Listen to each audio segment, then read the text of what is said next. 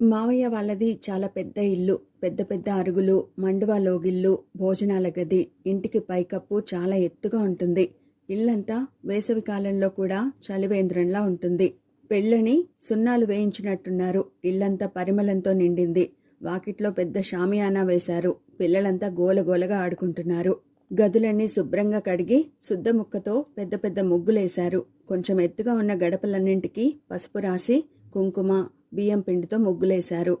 వీధి వాకిలికి, పూజ గది గుమ్మానికి, పెరటి వాకిలికి మామిడి తోరణాలు కలకల్లాడిపోతోంది ఇల్లంతా. మేం వెళ్లేసరికే చుట్టాలంతా వచ్చేసి ఇల్లంతా సందడిగా ఉంది. మమ్మల్ని చూడగానే అత్తయ్య, మామయ్య ఆప్యాయంగా ఆహ్వానించారు. భాస్కర్ భార్యతో 2 పిల్లలతో వచ్చాడు. నన్ను చూడగానే అమాంతం కావలించేసుకుని భార్యకి పరిచయం చేశాడు. మా కజిన్ సంయుక్త. మేమంతా ఫ్రెండ్స్లా ఉండేవాళ్ళం. భాస్కర్ భార్య పేరు అంజలి. తెల్లగా, సన్నగా, పొడుగ్గా, చాలా అందంగా ఉంది. ఈ అందం చూసే చేసుకున్నట్టున్నాడు అనుకున్నాను మనసులో. పిల్లలు కవలలు, 2 మగపిల్లలే. ముద్దుగా రబ్బరు బొమ్మల్లా ఉన్నారు. నేను రహస్యంగా అడిగాను భాస్కర్ని, మామయ్య కోడల్ని ఆహ్వానించారా? నవ్వాడు భాస్కర్. తనేం నాన్ వెజ్ తినదు, ఆ విషయం చెప్పాను. 2 అమ్మాయి అందంగా ఉంది, ఆయనకి నచ్చింది. 3 మనవళ్ళను చూశారు, అన్నీ మర్చిపోయారు నాన్న. అమ్మయ్య పోనీలే అనుకున్నాను. వీళ్ళు కాక అత్తయ్య చెల్లెళ్ళు, పిన్ని వాళ్ళు, అత్తయ్య పుట్టింటి తరపు బంధువులు, ఇంకా 2 అత్తలు, వాళ్ళ పిల్లలు, మొత్తం అంతా కలిపి 50 మంది ఉన్నారు.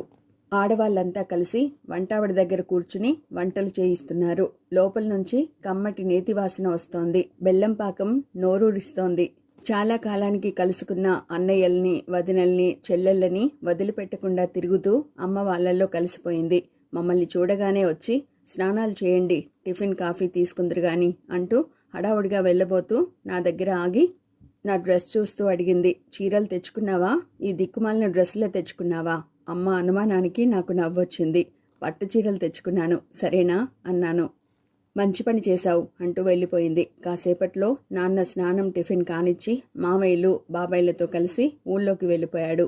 నేను స్నానం చేసి సాఫ్ట్ సిల్క్ చీర కట్టుకుని మెడలో కెంపుల నెక్లెస్ పెట్టుకున్నాను. జడ వేసుకుంటుంటే పిన్ని వచ్చి పెద్ద మల్లెపూల మాల ఇచ్చింది. నీ పెద్ద జడలో పూలు లేకపోతే బోసిగా ఉందే అంటూ. థ్యాంక్స్ పిన్ని అంటూ అందుకుని జడలో పెట్టుకుంటుంటే అంది పిన్ని, రాధ కన్నా పెద్దదానివి, భాస్కరం ఈడు. వాడు చూడు 2 పిల్లల తండ్రి అయ్యాడు.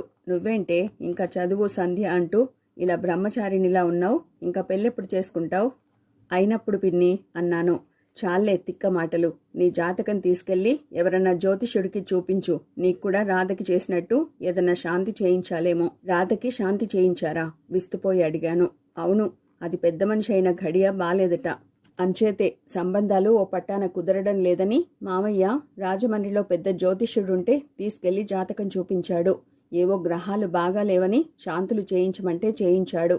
పాపం అందరూ అడిగేవాళ్లే, ఏమే పెళ్ళెప్పుడు, ఇంకా ఎప్పుడు చేసుకుంటావు? ఈ పాటికి 3 పిల్లల్ని కానీ కలకల్లాడుతూ ఉండాల్సింది అంటూ. మొత్తానికి దాని పెళ్ళి అవుతోంది. నీది కూడా అయిపోతే బాగుండు. నాకు ఓ పక్క కోపం వస్తున్నా అణుచుకుంటూ అన్నాను, ఇప్పుడు పెళ్లి చేసుకుని పిల్లల్ని కనే ఓపిక లేదులే పిన్ని. కొన్నాళ్ళు ఇలా హాయిగా తిరగని నన్ను. మాటలు బానే నేర్చావు. ఏ వయసులో ఏది జరగాలో అది జరగాలమ్మా. పనిలో పని. ఎవరన్నా మంచి కుర్రాడెవరన్నా పెళ్లిలో తగిలితే చెప్పు, 3 ముళ్ళు వేయిద్దాం అంది అల్లరిగా నవ్వి.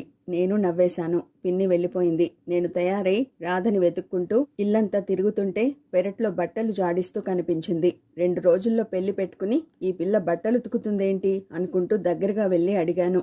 నువ్వు ఉతుకుతున్నావేంటి రాధా? దుర్గమ్మ రాలేదా? ఉలిక్కిపడి తిరిగి చూసిన రాధ వికసించిన మొహంతో చేతిలో ఉన్న చీర బకెట్లోకి జార విడిచి చీర చెంగుతో చేతులు తుడుచుకుంటూ వచ్చి నన్ను వాటేసుకుంది. బాగున్నావా వదినా? వస్తావో రావో అనుకున్నాను అంది. రాకుండా ఎలా ఉంటాను రాధా అన్నాను నవ్వుతూ. థ్యాంక్స్ వదినా, నా కోసం బిజీగా ఉండి కూడా వచ్చావు. ఎంత ఎదురు చూస్తున్నానో తెలుసా? అత్తయ్యని చాలాసార్లు అడిగాను, నిజంగా వస్తుందా వదినా అని. రాధ నుదుటి మీద చిన్నగా ముద్దు పెట్టుకుని అన్నాను, నాకు ఎదురు వస్తావనుకున్నాను. ఇలా పెరట్లో బట్టలు జాడిస్తూ అంట్ల గిన్నెలు తోముతూ ఉంటావనుకోలేదు.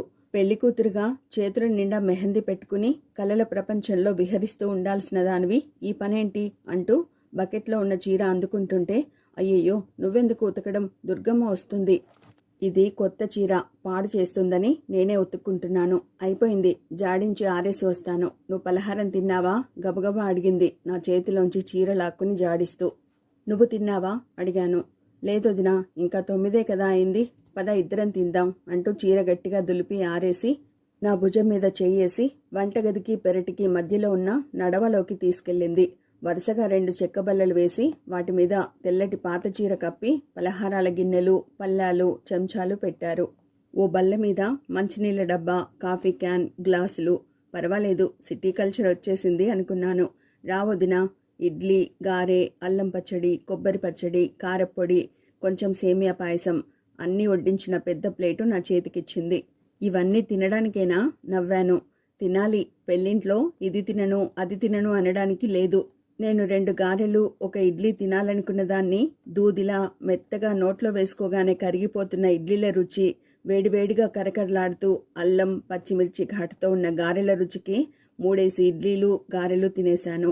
ఘుమఘుమలాడుతున్న సాంబారు, కొబ్బరి చట్నీ, నెయ్యి వేసిన కారప్పొడి ఎంత బావుందో. పాయసం మాత్రం వద్దని చెప్పి చిక్కటి కమ్మటి కాఫీ తాగాను. అత్తయ్య నన్ను చూసి వికసించిన మొహంతో అంది, నువ్వొచ్చావు, దీని మొహంలో కల వచ్చిందే సమయు. నీ స్నేహితురాలు పావని ఎక్కడుంది? పెళ్లికి పిలుద్దామంటే అడ్రస్ తెలీదు. ఏమో అత్తయ్య, అప్పుడు విడిపోయామంతే, మళ్ళీ జాడలేదు అన్నాను. ఏంటో కొంతమంది మనిషి కనుమరుగవగానే మర్చిపోతారు. సరేలే, రాధకి కొన్న పట్టుచీరలు, నగలు చూడు, వదినకి అన్ని చూపించవే రాధ అంటూ వెళ్ళిపోయింది. రాధ నన్ను తన గదిలోకి తీసుకెళ్ళింది.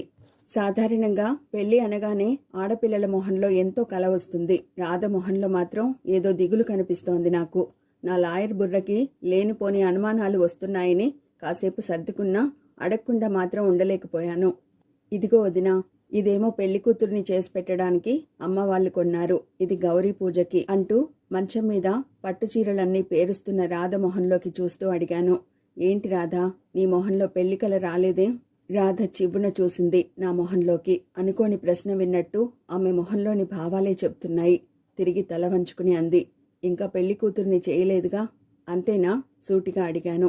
రాధ నవ్వేసింది. అంతేకాక ఇంకెంత వదినా, నీవన్నీ లాయర్ బుద్ధులు. లాయర్లు, పోలీసులు అందరినీ అనుమానిస్తారట కదా. అందరినీ ఎందుకు అనుమానిస్తాంలే రాధా, అనుమానం కలిగిన చోట కొంచెం ఎక్కువగా శ్రద్ధ చూపిస్తాం. సరేలే, ఏవి చీరలు అంటూ మాట దాటేసి చీరలు చూడ్డం మొదలుపెట్టాను. పచ్చటి పసుపు రంగుకి ఆకుపచ్చ జరీ బోర్డరున్న కంచిపట్టు చీర, ఆకుపచ్చ జాకెట్టు. చీర చాలా బాగుంది. పచ్చటి రాధ ఒంటి మీద మరింత మెరిసిపోతుంది. అదే అన్నాను. చాలా బాగుంది రాధా ఈ చీర. ఇది గౌరీ పూజ చీర అంది ఎర్రటి ఎరుపు చీర చూపిస్తూ. అది కూడా కంచిపట్టే, మొత్తం జరీ బార్డరు, జరీ బూట. ఇది మామయ్య కొన్నాడు, మధుపర్కం చీర, జరీ అంచున్న తెల్లని వెంకటగిరి చీర. ఇవి ఇంకా దేనికో, వాళ్ళింట్లో గృహప్రవేశానికిట, సత్యనారాయణ వ్రతానికిట అంటూ మరి 4 వెంకటగిరి చీరలు చూపించింది. అదేంటి రాధా, పట్టు చీరలంటే ఓకే, ఈ వెంకటగిరి చీరలు ఇన్నేంటి? చిన్నదానివి, ఏ షిఫానో కొనుక్కోక అన్నాను ఆశ్చర్యంగా. రాధ మౌనంగా బీరువా లాకర్ తెరిచి నగల పెట్టె తీసింది. అమ్మ నాన్నల సెలక్షన్, పెళ్ళయ్యాక వెంకటగిరి చీరలు కట్టుకోవాలట నిర్లిప్తంగా అంది చంద్రహారం తీస్తూ. చంద్రహారం, రాళ్ల నెక్లెస్, జూకాలు, 4 గాజులు, మొత్తం 8, సూత్రం గొలుసు, 2 ఉంగరాలు. ఏంటి రాధా, కొత్త కొత్త వెరైటీలు వస్తుంటే ఈ నగలేంటి?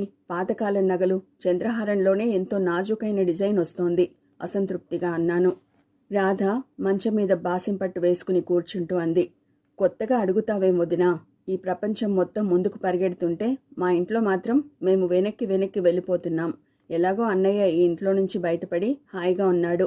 నేను ఆడపిల్లని కదా, అమ్మ నాన్న చెప్పినట్టు వినాలి కదా. అదో రకంగా వినిపిస్తున్న రాధ స్వరం వింటుంటే నాలో అనేక సందేహాలు కలగసాగాయి. రాధా గట్టిగా పిలుస్తూ వచ్చింది అత్తయ్య. రాధ చటుక్కున మంచం దిగి చీరలు, నగలు బీరువాలో సర్దసాగింది. మమ్మల్ని చూసి అత్తయ్య మంచం మీద నా పక్కన కూర్చుంటూ, ఎలా ఉన్నాయే సమయు నగలు అంది. పట్టు చీరలు బాగున్నాయి అత్తయ్య, ఆ వెంకటగిరి చీరలేంటి అన్ని కొన్నారు? రాధకేం 50 ఏళ్ళున్నాయా? ఆ నగలు కూడా బాగా లేవు, మొరటుగా ఉన్నాయి నిర్మోహమాటంగా చెప్పేశాను. అత్తయ్య గాభరాగా స్వరం తగ్గించి అంది, అవన్నీ రాధ అత్తాల వారి సెలక్షన్, వాళ్ళకలాగే కావాలిట, షిఫాన్ చీరలవి కట్టకూడదని చెప్పిందావిడ. అదేంటత్తయ్య, రాధకి నచ్చినవి కొనాలి గాని వాళ్ళ అత్తగారికి కావలసినట్టు కొనడం ఏంటి? తప్పదే, ఆడపిల్లనిచ్చుకుంటున్న వాళ్ళం, వాళ్ళ మాట వినాలిగా. గట్టిగా అనమాకు, మీ మామయ్య విన్నారంటే అదో గోల. పదండి, గాజులమ్మాయి వచ్చింది, గాజులేయించుకుందరు గాని అంటూ అత్తయ్య వెళ్ళిపోయింది. చీరలు నగలు సర్ది రాధ బీరువా తాళం వేసింది. తాళం చెవులు మంచం మీద ఉన్న దిండు కింద పెట్టి రావదినా అంటూ గదిలోంచి బయటికి నడిచింది. హాల్లో 2 చాపలు పరిచి ఆడవాళ్లంతా గుంపుగా కూర్చున్నారు. మధ్యలో గాజుల మలారాలు పెట్టుకుని కూర్చుంది గాజులమ్మాయి లక్ష్మి. గోలగోలగా మాట్లాడుకుంటూ ఎవరికి నచ్చిన గాజులు వాళ్ళు ఏరుకుంటున్నారు. రాధకి నాకు చోటిచ్చి ముందుకు పంపించారు. రాధకి ఆకుపచ్చ మెరుపుల గాజులు వేసింది 2 చేతులకి. నేను ఎరుపు నీలం కలిపి ప్లెయిన్ గాజులు డజన్ వేయించుకున్నాను. అంత తక్కువేంటే 2 చేతులు నిండా వేయించుకో, గాజులు మోటేంటి ఆడపిల్లవు మందలించింది పెద్దత్తయ్య. లేదులే అత్త, బంగారు గాజులేసుకుంటాగా అన్నాను. ఏంటో ఈ కాలం ఆడపిల్లలు, అత్తయ్య సనుగుతూ మిగతా వాళ్ళందరికీ దగ్గరుండి అవి వేయించుకో ఇవి వేయించుకో అంటూ ఆడవాళ్ళందరికీ గాజులేయించింది. ఆ తర్వాత భోజనాలు, కబుర్లు, పెళ్లి పనులు, రోజంతా చకచక గడిచిపోయింది. రాత్రి భోజనాలు చేసి నేను రాధ పక్కబట్టలు తీసుకుని అత్తయ్య రుబ్బి ఇచ్చిన గోరింటాకు పట్టుకుని మేడ మీదకి వెళ్ళాం. తదియ చంద్రుడు వెన్నెల గీతలు గీస్తున్నాడు. విచ్చుకున్న చమేలి పూలు విరగబూసిన జాజులతో కలిసి సౌరభాలు వెదజల్లుతున్నాయి. గేటుకి 2 పక్కలా ఏపుగా ఎదిగి కొబ్బరికాయలతో బరువుగా వంగిన కొబ్బరి మట్టలు పిట్టగోడ మీద వాలి ఈ ఆడపిల్లలు ఏం చేస్తున్నారో అని తొంగి చూస్తున్నాయి. మాతో పాటుగా పక్కబట్టలు పట్టుకుని వచ్చిన మిగతా అత్తల పిన్నిల పిల్లలంతా డాబా మీద పక్కబట్టలు పరుచుకుని ఆహా చల్లగా ఉంది, ఎంత హాయిగా ఉందో అంటూ వాలిపోయారు. భాస్కర్ దంపతులు మధ్యాహ్నం లంచ్ అవగానే ద్వారకా తిరుమల వెళ్ళొస్తామని వెళ్ళిపోయారు. ఇంకా రాలేదు. మగవాళ్ళంతా పెరట్లో మంచాల మీద పడుకున్నారు. మామయ్య ఎక్కడి నుంచో కొన్ని మంచాలు అద్దెకు తీసుకొచ్చాడు. గోరింటాకు ఎవరికి కావాలి గట్టిగా అరిచాను పిల్లల వైపు చూస్తూ. పిన్ని కూతురు అపరంజి, దానికి 18 ఏళ్లుంటాయి. పేరున్నంత అందంగా లేకపోయినా సినిమా స్టార్లా కనిపించాలన్న ఆరాటం బాగా ఎక్కువ. నాకీ రుబ్బిన గోరింటాకు వద్దక్కా, కోన్ తెచ్చుకుంటాను, డిజైన్ పెట్టగలవా అంది. నాకు రాదమ్మా అన్నాను. అప్పుడప్పుడే కోన్ అనేది ఒకటి ఉందని తెలిసింది. వదినకు కూడా ఎంచక్క కోన్తో మోచేతుల దాకా డిజైన్ వేయించొచ్చుగా. ఈ మధ్యే మన ఊళ్ళోకి ఒక బ్యూటీషియన్ వచ్చింది. ఆవిడ పేరు షాజహానా. ఆవిడని పిలిస్తే వేస్తుందక్కా. పెళ్లి కూతురికి అలా అప్పచ్చులవి పెడితే ఏం బాగుంటుంది? మొహం అదోలా పెట్టింది అపరంజి. అవును దినా అంది పెద్దత్త కూతురు లీలా. వాళ్ళ మాటలకి నిజంగానే నాకు బోలెడంత ఆశ్చర్యం వేసింది. ఇక్కడ బ్యూటీషియనా అనుకున్నాను. మొత్తానికి అందరూ కలిసి రాధకి రుబ్బిన గోరింటాకు పెట్టొద్దని ఉదయాన్నే బ్యూటీషియన్ని పిలిచి అందమైన డిజైన్ వేయించాలని నిర్ణయించారు. రాధ భయంగా అంది, అలాంటివన్నీ నాన్నకి ఇష్టం ఉండదొదినా, ఏదో శాస్త్రానికి పెట్టేద్దు. నాకు జాలేసింది రాధని చూస్తే. మామయ్య తన అధికారంతో రాధకి ఇష్టాలంటూ లేకుండా చేసేశాడు. బొత్తిగా తనకో వ్యక్తిత్వం, అభిరుచి ఉన్నాయన్న విషయాలు మర్చిపోయింది. నేనున్నాగా రాధా, నేను చూసుకుంటాలే, అరికాళ్ళల్లో పెట్టేసుకుని పడుకుందాం పద, బాగా పొద్దుపోయింది అంటూ అందరికీ అరికాళ్ళల్లో అప్పచ్చులు పెట్టేసి గోరింటాకు గిన్నె పక్కన పెట్టేశాను.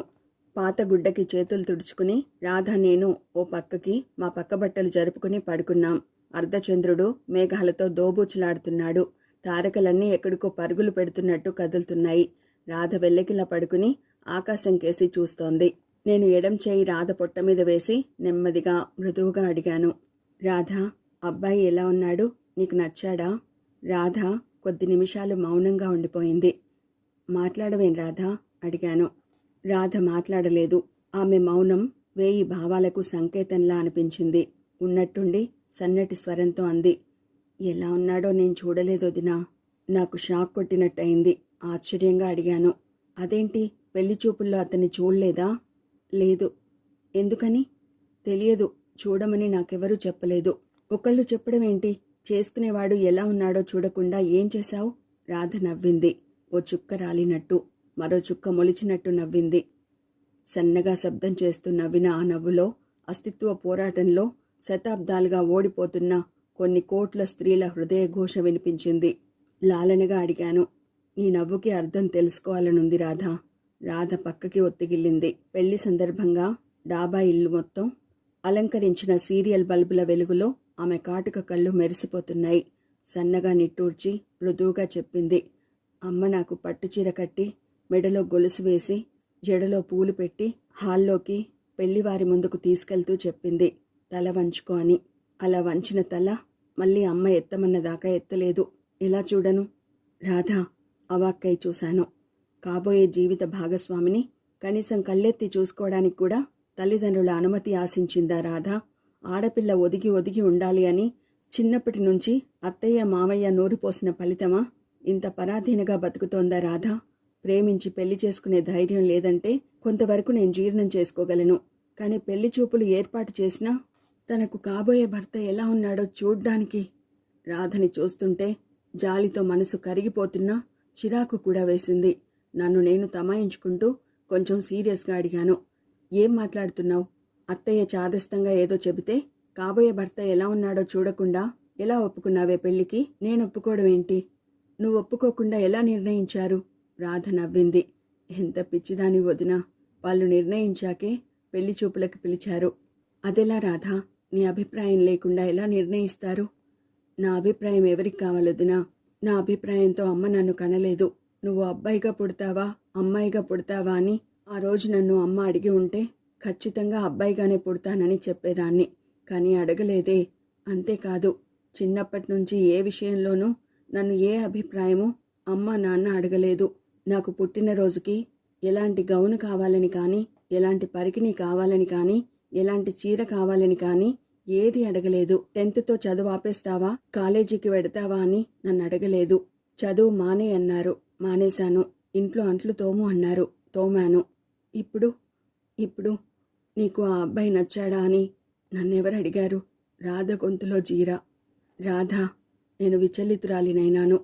ఎంతో కాలంగా ఈమె అంతరాంతరాల్లో అణిచివేయబడిన చైతన్యం ఇప్పుడే ఒళ్ళు విరుచుకుంటున్నట్టు, గుండె రహస్య పొరల్లో దాగిన ఆవేదన, ఆక్రోశం గుండెను చీల్చుకుని రావడానికి ఉక్కిరి బిక్కిరి అవుతున్నట్టుగా అనిపించాయి ఆమె మాటలు.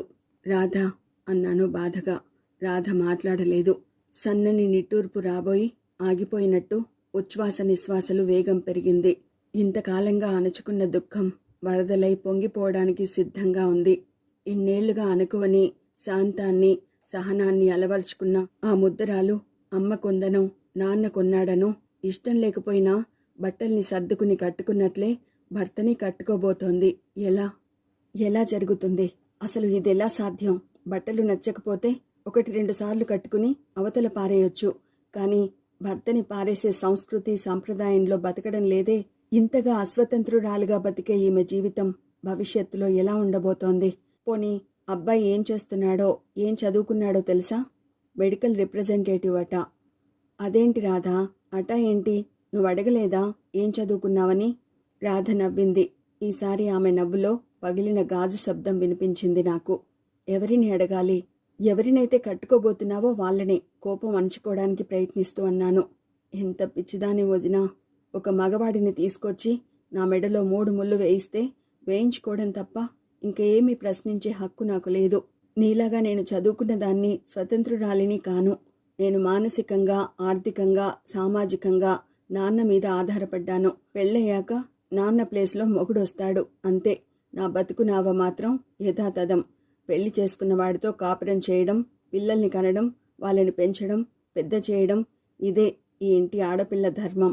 నేను చేసుకునేది ఎవరిని, ఎలా ఉంటాడు, ఏం చేస్తున్నాడు వగైరా ప్రశ్నలు వేసే అధికారం, అర్హత నాకు లేవొదినా. రాధ నోటి నుంచి మొదటిసారిగా ఒక వేదనతో కూడిన మాటలు వింటోంటే నాకు మతిపోతున్నట్టుగా అయింది.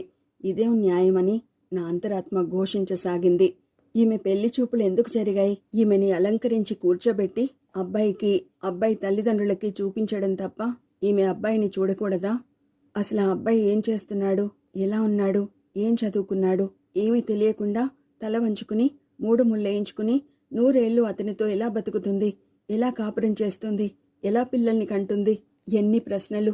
దేనికి సమాధానం తను చెప్పలేదు, నాకు తట్టలేదు. నాకీ అర్హత లేదు, ఆ అధికారం లేదు అంటూ తనలో తాను కుంచుకుపోతూ బతుకుతున్న రాధకి అర్హతలని, అధికారాలను నిర్ణయించే ముందు తనకు మనిషిగా కొన్ని ప్రాథమిక హక్కులున్నాయన్న విషయమైనా తెలుసా? మళ్ళీ అంతలోనే అనిపించింది. ఒకవేళ తెలిస్తే మాత్రం ఏం చేయగలదు? చట్టం, రాజ్యాంగం ఇచ్చినంత మాత్రాన ఈ సమాజంలో స్త్రీకి తన హక్కులు, అధికారాలు ఉపయోగించుకునే స్వాతంత్ర్యం తండ్రుల నుంచి, భర్తల నుంచి రావాలి. వారి అనుమతి మీదే ఆమె స్వేచ్ఛ, స్వాతంత్ర్యాల ఉపయోగం అనేది ఆధారపడి ఉంది. ఎంత నిరంకుశ కుటుంబ వ్యవస్థ! నిజానికి స్వేచ్ఛను హరించేది సమాజం కాదు, కుటుంబమే. కుటుంబం నుంచేగా సమాజం ఏర్పడింది. సమాజాన్ని ఎందుకు నిందించాలి? రాధ స్వేచ్ఛ, స్వాతంత్ర్యాలను తన గుప్పెట్లో బంధించుకుని దాచిన కుటుంబ సభ్యులంతా వరుసగా నా ముందు నిలబడ్డారు. కానీ నేను వాళ్ళని ప్రశ్నించలేను. రాధే ప్రశ్నించాలి, రాధే ఎదిరించాలి, రాధే తెగించాలి. రాధకా తెగువలేదు, ఆ ధైర్యం లేదు. అందుకే మౌనంగా ఆలోచిస్తూ ఉండిపోయాను.